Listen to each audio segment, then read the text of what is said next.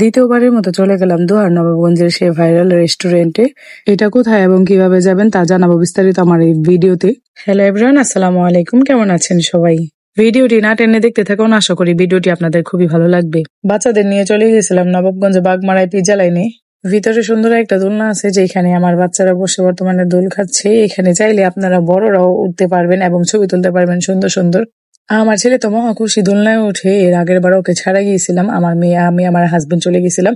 So মোবাইলে দেখার পর বলছে আম্মু আমিও যাবো, এর জন্য ওকে আবার নিয়ে গেলাম। শুক্রবার দিন প্রচুর পরিমাণে ভিড় ছিল, আমরা দোলনায় সিরিয়াল পাইতেছিলাম না, বসার জন্য জায়গা পেতেছিলাম না, কারণ সব সিট গুলাই বুকিং ছিল। তারপর কিছু খাবার অর্ডার করলাম। খাবারের মানগুলো খুবই ভালোই ছিল, আপনারাও চাইলে এখানে আইসা খাইতে পারেন ফ্যামিলি নিয়ে। আসলে পাবলিক প্লেসে ভিডিও করতেও ভয় লাগে, কি না কি বলবে। বাচ্চাদের হাসি দেখে বুঝতে পারতেছেন তাদের কত আনন্দ লাগতেছে। আমারও খুবই ভালো লাগছিল যে ছেলে মেয়ে আনন্দ দেখে। এই যে আরেকটা কিউট বাচ্চা দোলনা খাইতেছে একা একা, আর আমার মেয়ে কি করতেছে, খায়া দা কাজ নাই তাই ঘুমাইতেছে টেবিলের উপরে। সো এই যে আমাদের খাবার আইসা পড়ছে। বেশি কিছু অর্ডার করা হয় নাই, কারণ বাসা থেকে বিরিয়ানি খেয়ে গেছিলাম, পেটটা খুবই ভরা ছিল, এর জন্য খেতে পারিনি কিছু। আমার হাজবেন্ড হাত দিয়ে সার্ভ করে আমাদের দিতেছে, আর আমি ভিডিও করতেছি, কারণ বাইরে গেলে কাজ করতে আমার একটুও ভালো লাগে না, তাই আমার হাজবেন্ড আমাকে হেল্প করে দেয়।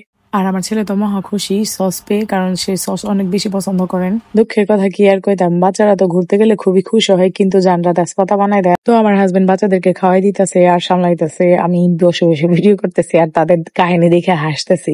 আর আমার মেয়ে তো টেবিলের উপর উঠা মাস্তানি শুরু করে দিছে, এইটা ধরে টানে ওইটা ধরে টানে, শেষমেশ সসের বোতলে সস গুলা ফালাই রেখে তারপরে আসছে। আর আমার হাজবেন্ড তো বলতেছে তোমাদের খাওয়ানোর বিলের থেকে জ্বালানোর বিলটাই বেশি আসছে, তোমার বাচ্চারা যে পরিমাণ জ্বালাইছে। তো গাইস, ভিডিওটি আপনাদের কেমন লাগলো? যদি ভালো লাগে অবশ্যই লাইক কমেন্ট শেয়ার করে দিবেন।